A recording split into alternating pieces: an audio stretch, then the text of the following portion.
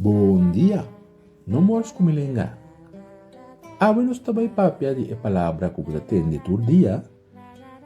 Sabroso. Então nós tabay analisar de com yuna ni kosou tapapiando a palavra aqui, anto na lugar de qual palavra esta word usa. Sabroso no tapapiamento. Sabroso ta espanhol. Na papiamento e palavra of expressão correto ta dushi.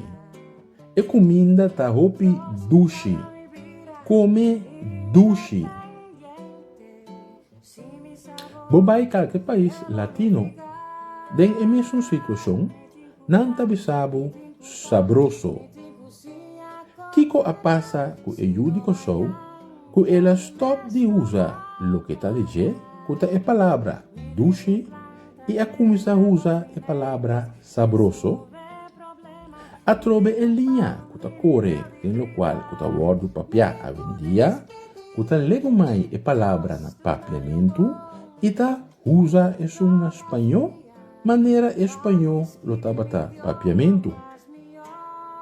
Se nem sequer para e pensa, hey, é coisa que não tá papiamento.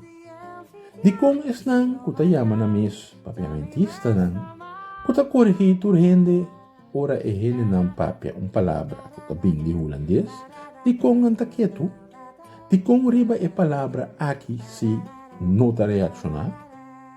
Na rádio, uma dona de notícia, que está todo dia, maneira não que papiamento correto, e que o papiamento é mais importante, de como tu usa a palavra sabroso.